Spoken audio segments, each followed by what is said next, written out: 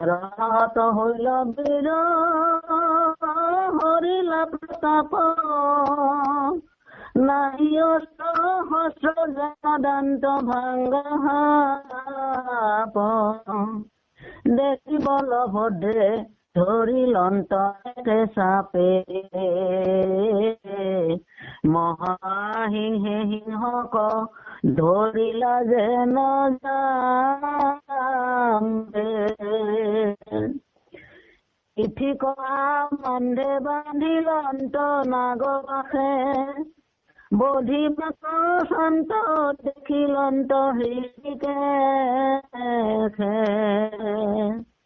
পাঁচ কাৰ্য চিন্দিয়া বলক দিলা হাক নামাৰি বাদদা মেলি পঠায় ইহাক কৃষ্ণ। মাধৱ মাধৱ মাধৱ আমাৰ ইমান সুন্দৰকৈ যুদ্ধখন দেখুৱাইছে। মুখৰ আগেদি জৰাখণ্ডৰ ধেনুখন ভাঙিলে, ধেনুখন ভঙাৰ লগে লগে সাৰথীকো মাৰিলে। সাৰথী মৰাৰ পাছত ঘোঁৰা যি ৰথ টানি লৈ যায় ঘোঁৰাকো বধ কৰি দিলে। যেতিয়া তেওঁ সাৰথী বধ হল, ঘোঁৰা বধ হৈ গল, ধনীও হাতত নাই, তেওঁ নিৰস্ত হৈ পৰিল। আৰু ইতিমধ্যে নিৰস্ত হোৱাৰ লগে লগে বলভদ্ৰে তেওঁক জাপ মাৰি গৈ ধৰি পিঠিৰ ফালে হাত কৰি নাক বান্ধি পেলালে। কিন্তু ইয়াৰ সুন্দৰ এটা কথা কৈছে, আমাৰ উদাহৰণটো কি বুলি দিছে আমি তাৰ প্ৰতি অকমান লক্ষ্য কৰিব লাগিব। মহাসিংহে সিংহক ধৰিলা যেন জাম্পে, হৰিণক নহয়, কাৰণ জৰাখণ্ডও কম নহয়, কাৰণ ভগৱন্তৰ কৃপাত, কাৰণ জৰাখণ্ডৰ ব্ৰাহ্মতেজ আছে, কৌশিক ঋষিৰ আশীৰ্বাদত বৰ জন্ম হৈছে। গতিকে সেইকাৰণে জৰাখণ্ডক আপোনাৰ হৰিণৰ লগতে যোৱা নাই, শ্ৰীগালৰ লগতে যোৱা নাই, ৰিজাইছে সিংহৰ লগতে। মহাসিংহে খালি বলোৰাম মহাসিংহ আৰু সিংহক যেনেকৈ দুটা সিংহৰ যেতিয়া যুদ্ধ হয়, মহাসিংহে সিংহক যেনেকৈ ধৰে একে জাপে, ঠিক তেনেকৈ বলোৰামেও তেওঁক ভৰিত বান্ধি পেলালে নাক পাতে, আৰু বান্ধি পেলাই বধ কৰিবৰ কাৰণে চেষ্টা চলাওঁতেই ইতিমধ্যে ভগৱন্ত কৃষ্ণই বাধা দিছে। কাৰণ ভগৱন্ত কৃষ্ণ লীলাত তেওঁৰ যিটো কাহিনী লিখি দিছে, সেই কাহিনী বলোৰাম ভীমৰ হাতত তেওঁ বধ লেখা আছে। গতিকে আৰু ইয়াৰ এটা গোপন ৰহস্য আছে, কাৰণ ভগৱান কৃষ্ণই জানে কিমান বিচাৰি মহাপাপী বিলাকক। গতিকে বাৰে বাৰে বলোৰামক জৰাখণ্ড এৰি দিয়ে। জৰাখণ্ডই সৈন্য সামন্ত আকৌ গোটাই আকৌ আক্ৰমণ কৰে, লাখ লাখ সৈন্য লৈ আহে। আৰু মথুৰাতে থাকি ভগৱন্ত কৃষ্ণই দুষ্ট ৰাজাবিলাকক, দুষ্ট সৈন্যবিলাকক, অহংকাৰী বিলাকক, এই ক্ষেত্ৰীয় অহংকাৰী বিলাকক বধ কৰিবলৈ সুবিধা লাভ কৰে। গতিকে সেইকাৰণেই তেওঁক মেলি দিবলৈ আমাৰ বলোৰাম অনুৰোধ জনাব আৰু বলোৰামে এৰি দিব। আৰু সেই বিষয়টো আমাৰ ভগৱন্ত কৃষ্ণই হয়তো পিছত কিয়নো এৰি দিবলৈ কয়, হয়তো বলোৰামে ধৰিব, ধৰাৰ কথাটো কব, বাৰু আমি বুজি পাম। ইতিমধ্যে সেই ৰহস্যটো আছে তাত।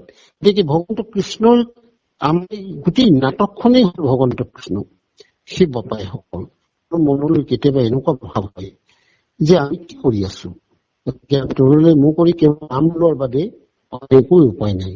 কাৰণ পৃথিৱীত সিয়াতে ভগৱান আছে, কাৰণ তেওঁ নিজে কৈ থৈ গৈছে, সমস্ত ভূততে আছো মই হৰি, ভূত মানে হল জীৱ, যত জীৱ জং অকৃত পতংগ মগনগতিকায়া। অৰ্জুনৰ আগত গীতাত সুন্দৰ কি কলে, দুৰ্যোধনময়, দুঃশাসনময়, কৃপাচাৰ্যময়, ভীমময়, ভীষ্মময়, যুধিষ্ঠিৰময়, নকুলময়, সহদেৱময়, এই সৈন্য সামন্তবিলাক মই, তুমি মই, সেই অৰ্জুন। গতিকে এই গোটেই কথাখিনি তেতিয়া অৰ্জুন কোৱাৰ চলে আমাৰ মাজীকে কলে, সমস্ত ইয়াতে ভগৱান আছে।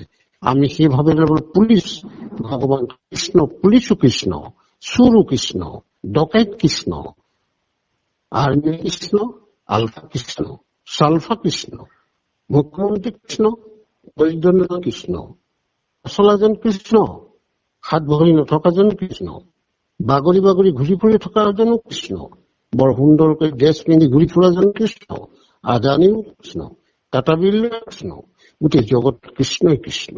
গতিকে ইমান বিলাক কৃষ্ণ লগত আমাক পৰিচয় কৰাই দিলে। কেইজনমান মাত্ৰ ভকতে ইয়াৰ উপলব্ধি কৰিব মানে আমাৰ আপোনাসকলৰ দৰে একান্ত ভকতে।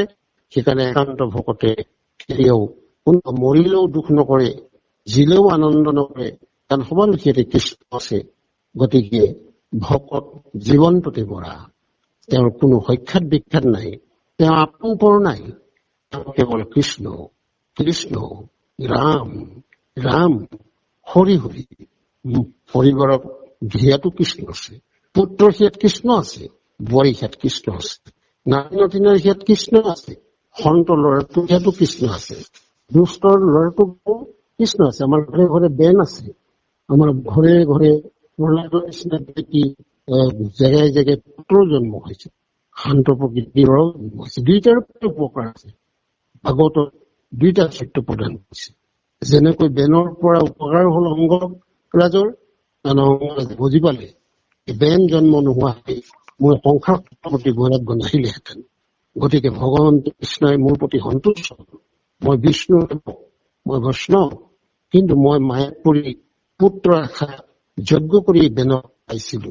আৰু বেন যদি ভাল হল নিশ্চয় ইয়াৰ লগত দিন অতিবাহিত কৰিলোহেঁতেন মায়াপুৰ। কিন্তু বেন দুষ্ট হোৱাৰ কাৰণে মোৰ কাৰণেহে লাভ হল। মই দেহ ত্যাগ কৰি অংগৰাজে গুচি গল। ঠিক তেনেকৈ দুইটা চৰিত্ৰ দেখাই আছে। গতিকে সকল আমি আপুনি মই সকলো ভাগ্যৱান। আমাৰ ঘৰত যদি কোনো দুষ্ট ল'ৰা জন্ম হৈছে তে জানিব লাগে ই মোৰ কাৰণে আপোন হল, ইয়াৰ কাৰণেহে মোৰ ঘৰখনৰ প্ৰতি বৈৰাগ্য আহিছে। যদি আটাইকেইটা ভকত হলহেঁতেন, আটাইকেইটা ল'ৰাই বৰগীত গালেহেঁতেন, আটাইকেইটা ল'ৰাই প্ৰসংগ কৰিলেহেঁতেন ৰাতিপুৱা গধূলি, তেতিয়াও আপোনাৰ মোৰ উপায় নাইকিয়া হলহেঁতেন। বোলে স্কুল কলেজ নাপায়, চাকৰি চাকৰি খবৰ খাতি কেৱল প্ৰসংগ কৰে, ফুলটো লৈ পিনি যেনিয়ে যেনিয়ে ঘূৰি ফুৰে, গাঁৱে গাঁৱে নাম খাবলৈ আৰম্ভ কৰি দিছে, মুখত ৰাম ৰাম থাকে। ডাঙৰটো ল'ৰা ৰাম ৰাম কৃষ্ণ কৃষ্ণ মাহ এটা পাছবেলা লৈ আহে, আকৌ সৰুটো লৈ ফুলটো লৈ যায় ৰাম ৰাম কৃষ্ণ কৃষ্ণ মাধৱ মাধৱ কৈ পেলাই মাহ প্ৰসাদ ভাগটো মাকক দি আহি, আৰু যদি বোলে বিয়া বাৰুৰ কথাটো চিন্তা কৰো বুলি নাই বিষয়ত নোসোমাও মা, তেতিয়া আমি মায়াত সোমাবলৈ ইচ্ছা নাই, তেতিয়া আপুনি মই কৰিলো সেইটো কি? গতিকে গোটেই সকলোকে আমাক ভগৱান কৃষ্ণই লীলা কৰি আছে। তেওঁৰ মায়াই আমাক বান্ধি পেলাইছে। গতিকে মায়া আমি জালখন ফালিব লাগিব। এবাৰ লক্ষ্যবাদ আমি মায়া জাল ফালিব নোৱাৰিলো, বাৰে বাৰে জন্ম হৈছো, মৃত্যু হৈছো। কিন্তু এইবাৰ আমি মৃত্যু জয় কৰিব লাগিব। দুজনে কৈ থৈ গল, এইবাৰ যদি তোমালোক উদ্ধাৰ হব নোৱাৰে, তোমালোক জীৱন কি হব জানানে? এইবাৰ সিবাৰ আৰু কি শক্তি আছে মনুষ্য হোৱাৰ? মনুষ্য হৰি নভজিলা ভাই কিন্তু ৰহিলা, তোমালোকে পুনৰ জন্ম কিন্তু ৰহিলা লৈ যাবগৈ লাগিব। এই ল'ৰা ছোৱালী বিলাকে ক'ৰবাত লুডু খেলা দেখে, এই সাপ বিলাক যে থাকে, সাপৰ এনেকে গৈ গৈ গৈ সাপৰ মুখৰ পৰা লগে লগে গৈ পেলাই আকৌ একত পৰি যায়। সেই ঠিক তেনেকৈ আমাৰ এইবাৰ আমাৰ জীৱন, আমি এইবাৰ এইটো জন্মত যদি মুক্তি লাভ কৰিব নোৱাৰো, এই জন্মত ভগৱান বা কৃপাবিলাক লাভ কৰিব নোৱাৰো, আমাক কৃপা কৰিবলৈ বিচাৰি ফুৰিবলৈ কোৱা নাই, আমাক তীৰ্থ ভ্ৰমণ কৰিবলৈ কোৱা নাই, আমাক বনবাসত ৰাখিবলৈ কোৱা নাই, আমাক ঘৰ দুৱাৰ এৰি য'ত ত'ত ঘূৰি ফুৰিবলৈ কোৱা নাই। আমাক কৈছে তুমি য'তে তাতে থাকা, তোমালোকে কেৱল মুখত নাম ৰাখা আৰু নকৰিবা, ব্যৱস্থা প্ৰাৰ্থনা কৰিব প্ৰয়োজন নাই। তোমালোকৰ গাত এনেকুৱাই বেয়া গুণ থাকক ভাল গুণ থাকক, নামে বেয়া গুণ আঁতৰাই ভাল গুণ বিলাকক জয় কৰি দিব। তোমালোকে নাম লোৱা। সেইকাৰণে নামৰ 7টা মহিমাৰ কথা এই ভাগৱতৰ পৰা গোটেই বস্তুটো সাৰ বস্তুটো গুৰুজনে আনি আমাক নাম অপৰাধত নামৰ মহিমা ফলে নামে সাধি দেখা প্ৰতি লোৱা 7 ৰেখা। প্ৰথমে দহিব পাতক কচয়, তাৰ পাছত বাহিৰ পূৰ্ণ বোধয় বিভেদ কৰিব বিৰগতি, কৃষ্ণত বহাইব ভগতি, উপযোগ জ্ঞান মায়ে কুকৰীয়া দহিনী জ্ঞান, চৈতন্য মূৰ্তি পূৰ্ণানন্দ হৰি থৈবন তেন্তে তৰ কৰি তেৱেখে নাম হৈব পহন্ত কহিলো নামৰ তত্ত্বন্ত। সেই মানৱ জাতি তোমালোকে নাম কিয় লোৱা নাই? নাম ললেহে তোমালোকে এটা দুটাকৈ হাত কাৰ্য সিদ্ধি হব।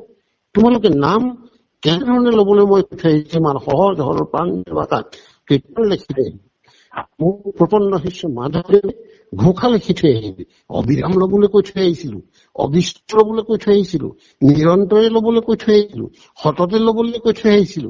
এই সততে অভিধান চাব লাগে তাৰ অৰ্থটো, নিৰন্তৰে মানে অভিধান চাব লাগে তাৰ অৰ্থটো, সৰ্বখনতে মানে অভিধানটো চাব নালাগে। তোমালোকে এনেকে নাম ললেহে তোমালোকৰ 7টা কাৰ্যসিদ্ধি হব। অকল আগবেলা পাছবেলা লৈ গ্ৰাম্য কথা পাতি এনেকে নাম প্ৰসংগ খাই থাকিলে তোমালোকৰ এটা কাৰ্যও সিদ্ধি নহব। আৰু গুৰুদেৱ ভগৱন্ত কৃষ্ণ কিন্তু ডাঠি কৈ থৈ গল, হৰিক ভজি হৰি নাম নলয় সাক্ষাৎ, আপোনাকো আপুনি কৰিলে আত্মঘাত। হৰণো ললে ভজনো ললে মুখত কিন্তু নাম নাই। ৰাম কব নোৱাৰে, কৃষ্ণ কব নোৱাৰে, চেতিয়া হৈ বৰুৱা হৈ দিহিঙীয়া, ইজনে ইজনক ঈশ্বৰ মানিবলৈ কৈ থৈ গুৰুজনে। বৈষ্ণৱক দেখা মাত্ৰকে ই দুৱাবলৈ কৈছে, ভকতক দেখি নোলোৱাই মুণ্ড, সিটো মুণ্ড গৈয়ে পৰে নৰকৰ কুণ্ড।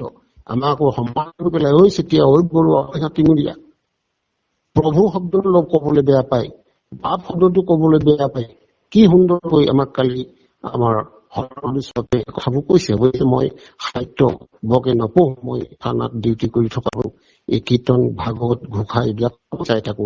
সেইকাৰণে মই তেনেকুৱা আলোচনা হিচাপে ভৱিষ্যতলৈও আমাক নিদিবৰ কাৰণে সেৱা ধৰিলো। কাৰণ মোক ভক্তি ৰাম নামৰ মহিমাৰ সম্পৰ্কে কিবা এটা কলে এটা মোৰ হৃদয়ৰ পৰা 2 কথা ওলাই আহে। আৰু মই নাম ভাল পাওঁ, মই কোনো ব্যাখ্যাকাৰ নহয়, বিশ্লেষক নহয়। আপোনালোকে কোনোদিনে ভাবিব মই আপোনালোকৰ ডাক কিংকৰ, কিন্তু ৰাম নাম যে সাৰ, এই কথাটো ফাইনেল কম। আৰু কোটি পণ্ডিত আমাৰ সাক্ষাতত খাৰা হব নোৱাৰে।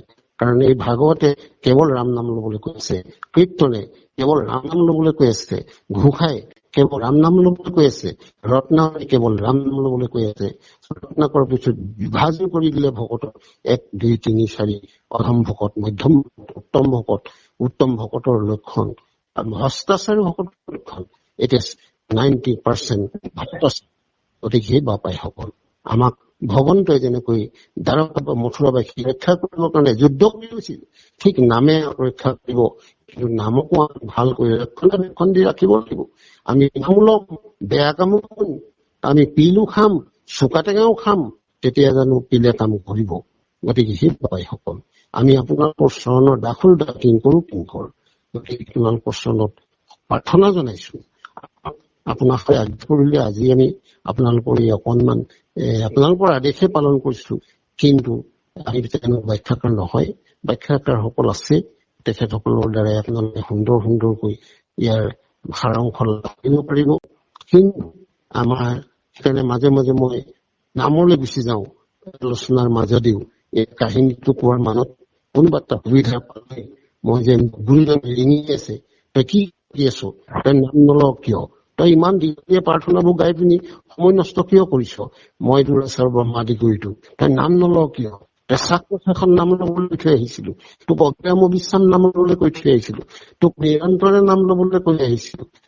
পুথিবিলাক ভাগৱত পোৱা নাই, ভাগৱতৰ লেখকবিলাকে কৈছে, শ্ৰীচন্দ্ৰ ভাৰতীয় কব চাব, এই যে এভুটোৱা নামকে ভোক মূৰৱৰ্তী, যে এতিয়াও মোৰ তোমাৰ নাম লবলৈ মোক যে মতিতে নাম ভাল পোৱা হয়, মোক এয়া কিবাখন দিয়ে, কণ দিয়া, এই বৰকণ দিয়ে, এই কণ দয়া কৰা, সেই কৰোণা সাগৰ, সেই কৃপা সাগৰ কৃষ্ণ। গতিকে আমাক সেই চানেকিবোৰ আদৰ্শবোৰ দেখুৱাই গৈছে। সেই বাপাইসকল আমি আপোনালোকৰ চৰণলৈ মোৰ কোটি কোটি ভক্তি ভৰা সেৱা জনাইছো। আমাক আপোনালোকৰ সেৱা কৰিবলৈ কম হয়তো ভগৱন্তই দিলে, আৰু মোবাইল কনফাৰেন্সৰ যোগেদি ইয়াত বহুত জ্ঞানী আপোনাৰ সন্ত আছে, কিন্তু আপোনালোকেও পুথি পঢ়ি পাইছে। গতিকে নাম সঁচা। ইয়াত সেইকাৰণে জৰাখণ্ডৰ এটা চৰিত্ৰ দাঙি ধৰিছে, আৰু বলৰ মহাসিংহে শ্ৰীচন্দ্ৰ মহাসিংহই জৰাখণ্ড ৰূপী সিংহক কেনেকৈ বান্ধি পেলাই পিঠি পতা বান্ধিছে আৰু বধিবৰ চেষ্টা কৰিছে। ইতিমধ্যে ভগৱন্ত কৃষ্ণই লীলা কৰিছে যে মই যিখন আপোনাৰ নাটক ৰচনা কৰিছিলো দাপৰ যুগত, এই দাপৰ যুগৰ নাটকখনত যুধিষ্ঠিৰ ৰাজসী যজ্ঞৰ আগে মই ভীমৰ হাতত বধ লেখা আছে। গতিকে তেওঁক বধ কৰিব নোৱাৰিবা, কাৰণ তেওঁ এজন ব্ৰাহ্মণ, কাৰণ তেওঁ কৌশিক ঋষি আশীৰ্বাদত বৰৰ জন্ম হোৱা, তেওঁ কৃপাত জন্ম হোৱা, আৰু জৰাখণ্ডক এনেকুৱা কৃপা কৰিছে, জৰাখণ্ডৰ অসংখ্য পুণ্য আছে। সেইকাৰণে সেই পুণ্যবিলাক নষ্ট কৰাব লাগিব। সেইকাৰণে তেওঁ বৈষ্ণৱ ৰজাসকলক যেতিয়া বন্দী কৰিব বা জেলত ভৰাই থব, বৈষ্ণৱ ৰজাসকলক যেতিয়া উপদ্ৰৱ কৰিব সেইসকলৰ ওপৰত, তেতিয়াই তেওঁ পুণ্যবিলাক নষ্ট হৈ যাব আৰু পুণ্যবিলাক নষ্ট হোৱাৰ লগে লগে ভীমৰ দ্বাৰাই মই তেওঁক বধ কৰাম। এই কথাবোৰ ইয়াত ৰহস্য আছে, আপোনালোকে পাইছে। গতিকে মই এই কাৰণ মেধিয়াই লৈ অতি প্ৰণাম জনাই কৃষ্ণ কৃষ্ণ কৃষ্ণ মহাকৃষ্ণ।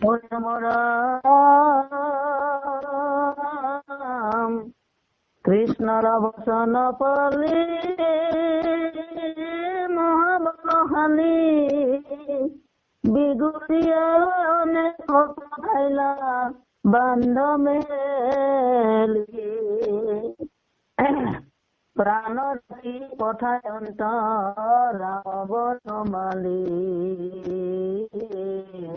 মহালাজ ভৈলা ধৰা অন্ধ বহলি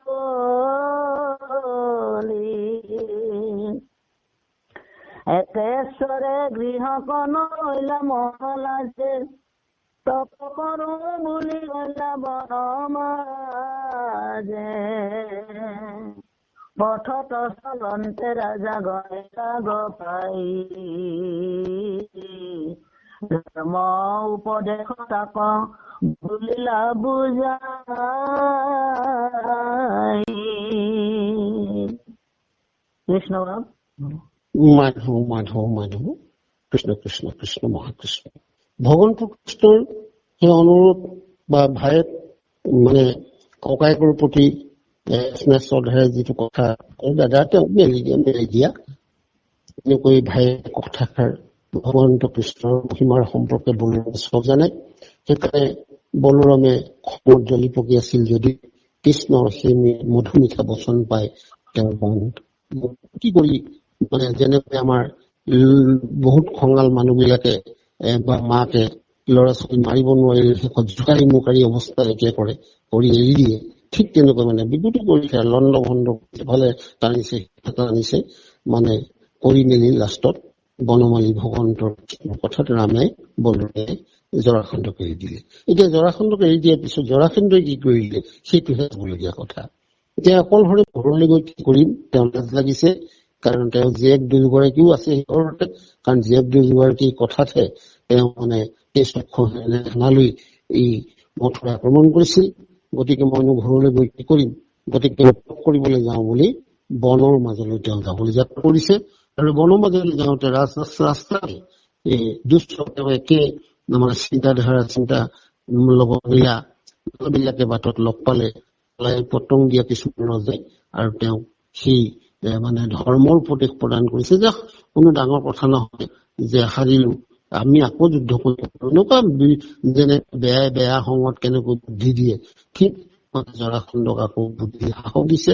জৰাসন্ধই ইয়াৰ পিছত কেনেকৈ আকৌ সময়ত আকৌ গোটাই আকৌ মথুৰা আক্ৰমণ কৰিবৰ কাৰণে চেষ্টা কৰিব। আনকি সেইখন যুদ্ধত অসমেও তাত আমাৰ সহযোগিতা আগবঢ়াইছিল। আমাৰ অসমৰ অসমীয়া বহুতে বান ৰজাই বন্ধ জৰাসন্ধৰ বান ৰজাই বহু সেনা 500 সেনা অসমৰ অসমীয়াক তেওঁ যুদ্ধলৈ পঠাইছিল। গতিকে আমাৰ অসম ভূমিত বাস কৰা বহু যোদ্ধাই তাত প্ৰাণ হেৰুৱাবলগীয়া হৈছিল। গতিকে ইয়াৰ বহুত কাহিনী আছে, বানে সহায় কৰিছিল। গতিকে অসমৰ নাম আছে তাত মাধৱ, কাৰণ বান আমাৰ শোণিতপুৰৰ ৰজা আছিল, তেজপুৰৰ ৰজা আছিল। হৰিনাম ৰাম হৰি কৃষ্ণ মেধিয়াই কৃষ্ণ। ও ৰাম যেন পৰাভৱ কৰিল দুগনে কুকৰ্মৰ ফলে পাল দিব্যকনে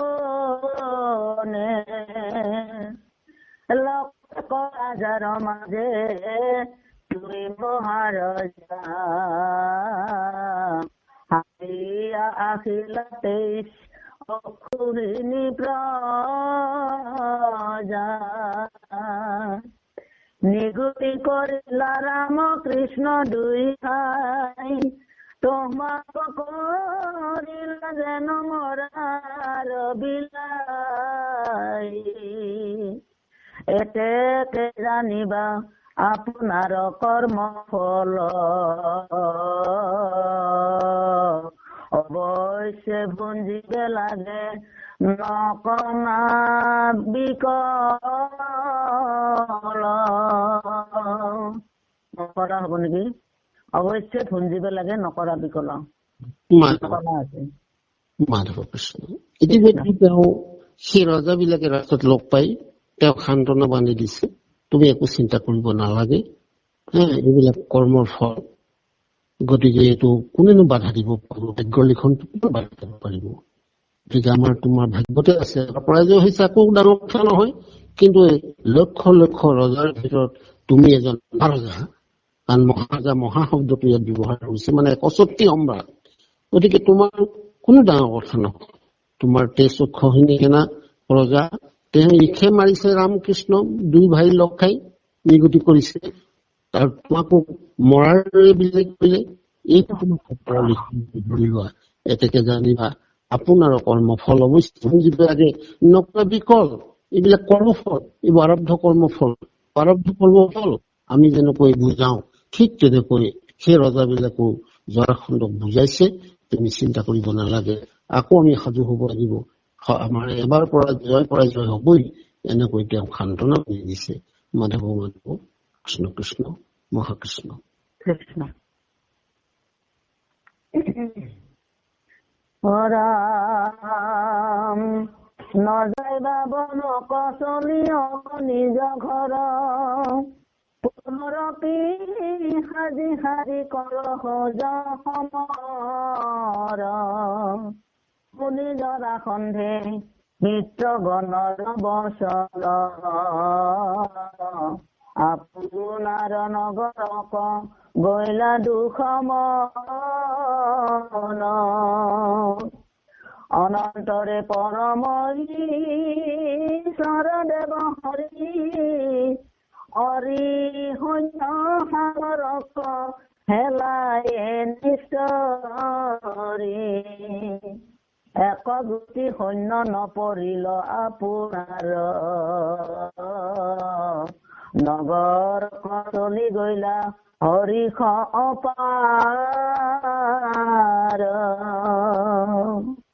কৃষ্ণ মাধৱ মাধৱ মাধৱ এতিয়া সেই ৰজাবিলাক তেওঁ সান্তনা বনাই যি কৈছে বনলৈ যাবৰ প্ৰয়োজন নাই তুমি ঘৰলৈ ওলা আমি পুনৰ আকৌ সকলোৱে একত্ৰিত হৈ যুদ্ধৰ কাৰণে সাজু হওঁ সেই কথাখিনিতে তেওঁ সান্তনা পাই তেওঁ গৃহ পালেগৈ মিত্ৰসকলৰ কথাত তেওঁ নিজৰ নগৰত দুখ মনে প্ৰৱেশ কৰিলে আৰু সেই দুখ মনে প্ৰৱেশ কৰাৰ পিছতে এতিয়া আমাৰ ভগৱন্ত কৃষ্ণ বা মথুৰাবাসীৰ কি হয় তাৰ কথালৈ অলপ আগবাঢ়িছে অনন্তৰে পৰম ঈশ্বৰৰ হৰি অৰিশূন্য সাগৰক হেলাই নিষ্ঠুৰি এই সূক্ষ্মখিনি গতিকে এইবিলাকক নিধন কৰিলে আৰু একগোটি সৈন্য পৰিলে আপোনাৰ মথুৰাৰ এজন সৈন্য মৃত্যু হোৱা নাই গতিকে তাতকৈ আনন্দ আছে নেকি নগৰ হৰিষ অপাৰ গতিকে নিজৰ নগৰত সোমাইছে এইবিলাক এই জৰাসন্ধৰ লগত অহা ৰজা সৈন্যবিলাক মুকুট যি ধন ধান যিমানবিলাক অস্ত্ৰ শস্ত্ৰ সকলোবিলাক সৈন্যসকলে আনন্দমৰে নাচ বাগ কৰি এজনো যেতিয়া হোৱা নাই আৰু কৃষ্ণ লগত থাকিলে কোন মৃত্যু হব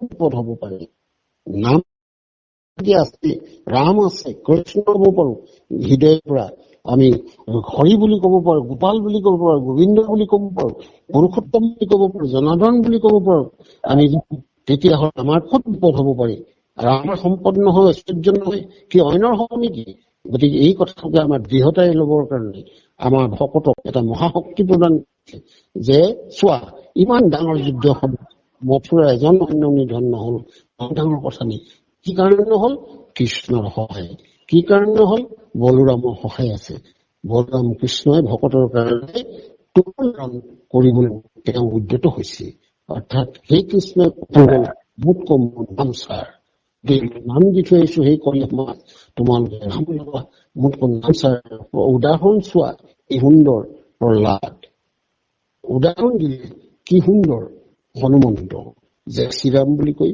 সাগৰখন একেজাপে পাৰ হয়। যে চিৰা বুলি অংগতে লিখি দিয়ে, খণ্ডতে ডুবি দিলে, আৰু নলে লিখি দিছে, শিলবিলাক উপঙি আহে। স্বয়ংৰামে দিছে, তললৈ যায়। সেইকাৰণে কৈছে মোৰ কমল ছাৰ। বাৰে বাৰে নামৰ বিষয়ে পাতো, আপোনালোকে জানে নাম নললে মিছামিছিকে আমি দি এনেই মিছামিছিকে তামুক নাখাওঁ কৈ একো ভোগো কৰিবলৈ নাপালে। আপুনি মৰিব সময়ত আপোনাৰ পাৰি খেদনি বিচাৰি জমদূতে লৈ যাব, কাৰণ গুৰুজনে ক'লে জমদূতে নিবই। তুমি ডাঙৰ ডাঙৰ বেজ লগাই ঘূৰি থাকিলেই তুমি নাভাবিবা বৈকুণ্ঠলৈ যাম বুলি, দায়িত্ব দিব পাৰিলো বুলি নাভাবিবা বৈকুণ্ঠলৈ যাব পাৰি বুলি, বৰ সভাপতি সম্পাদক হব বুলি নাভাবিবা তুমি বৈকুণ্ঠলৈ যাম বুলি। কাৰণ যদি তোমাৰ মুখত নাম নাই তুমিও আত্মঘাতী, তোমাকো কিন্তু সেই দক্ষিণ দিশলৈ তিনিটা জমে গতিয়ে মৰিয়ে পিছফালে বান্ধি নিব।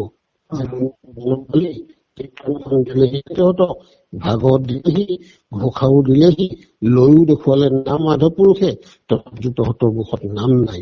কৃষ্ণইটো কৈ গ'ল অৰ্জুনক, হৰি ভজি হৰি নাম নলয় সাক্ষাৎ আপোনাক আপুনি কৰিলে আত্মঘাত। বৰ ভয় যায় লোকসকল। গতিকে আপোনালোকৰ চৰণতো নাম লবৰ কাৰণে আমি অনুৰোধ জনাইছো, আৰু আপোনালোকে লৈছেই, আমাকো আশীৰ্বাদ দিব। আমাৰ জিভাই বিৰাম অবিশ্ৰাম নিৰন্তৰে ঘৰত খাওঁতে উঠোতে বহুতে সপোনে ভোজনা সময় কেৱল কৃষ্ণ সুবিধা মাতে, অন্য কথা যেন সম্পূৰ্ণৰূপে মুখে নোলায়। অন্য কথা পত্নীৰ লগত কথা পাতোতো আহে পাছে নামৰ অলংকাৰ লগাব পাৰো, ল'ৰা বোৱাৰী নাতি নতিনৰ লগত বাৰ্তালাপ কৰিলেও যেন আগে পাছে নামৰ অলংকাৰ লগাব পাৰো, গুৰু আদেশ পালন কৰিব পাৰো। এই আশীৰ্বাদখন বিচাৰি আপোনালোকৰ চৰণলৈ সেৱা কৰি আমাৰ